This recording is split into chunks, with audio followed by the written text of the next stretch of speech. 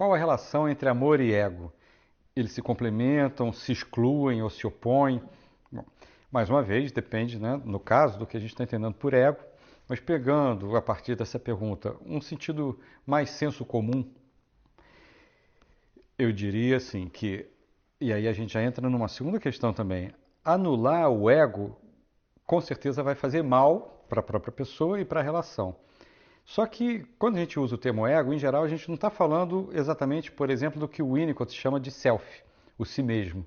Está falando mais de uma imagem que pode ser uma autoimagem, mas sempre com essa resposta do outro.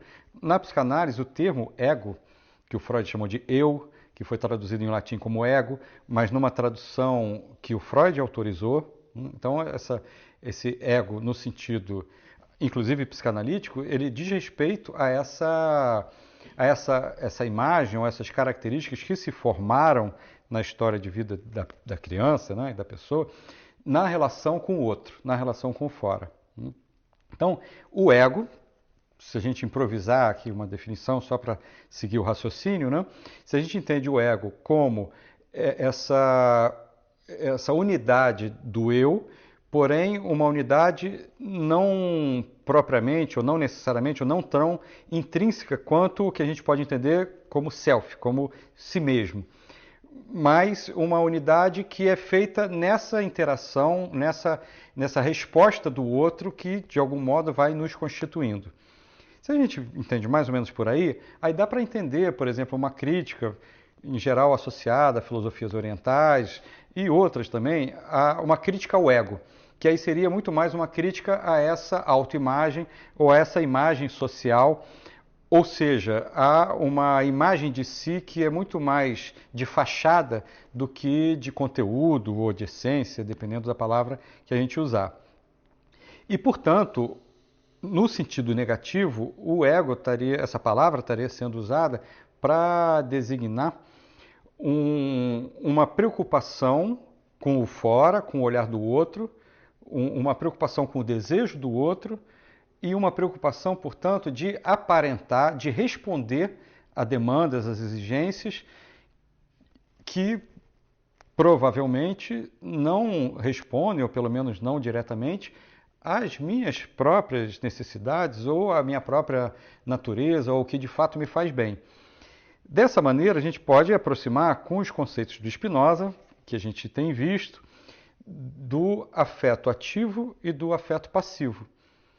Uma pessoa muito egóica, nesse sentido, nesse uso mais ou menos vago do senso comum, vai ser uma pessoa que é egoísta, individualista, no sentido de que ela concorre com os outros, por quê? Porque ela está, de alguma maneira, se definindo e se afetando a partir do que o outro pensa.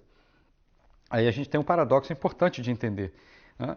Porque a pessoa egoísta, individualista, egóica, ela está sendo egoísta, individualista e egóica porque ela não está sendo suficientemente egoísta, ou saindo do jogo de palavras, porque ela não está conseguindo, de fato, pensar nela mesma. Ela não está sendo, de uma maneira pertinente, de uma maneira própria, pensando nela própria. Por quê? Porque ela própria, o si mesmo, é uma singularização, a nossa potência é uma singularização da potência da vida.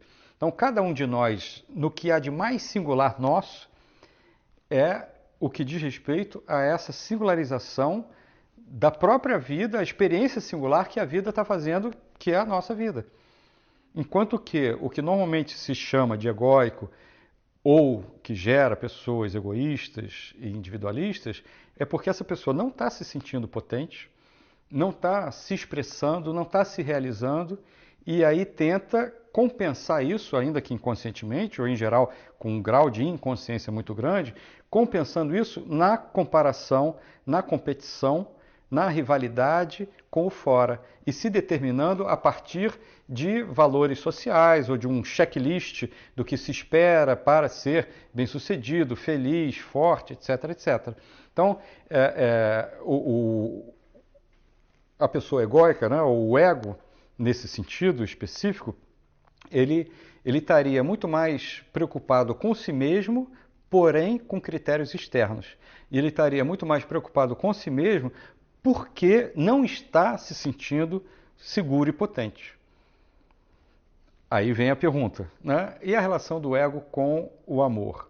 Bom, uma pessoa que se relaciona egoicamente com o outro, amorosamente, né, com o outro, mas a partir desse ego, né, ela vai estar muito mais propícia a um amor passional, ao amor passivo, amor como afeto passivo, inclusive a relações tóxicas, seja como agressor ou com agredido, ou ambos, ela vai estar muito mais propícia a idealizar, a projetar, a cobrar, a se sentir insatisfeita, porque ela vai estar pouco, percebendo pouco, se abrindo pouco, com pouca escuta para o próprio afeto, se a relação, ou o que o outro faz, ou o que ela sente, se está fazendo bem para ela, se ela está se afetando bem ou não, porque ela vai estar muito mais criando um obstáculo para essa percepção do próprio afeto, se a relação faz bem ou não, se a atitude do outro faz bem ou não para ela.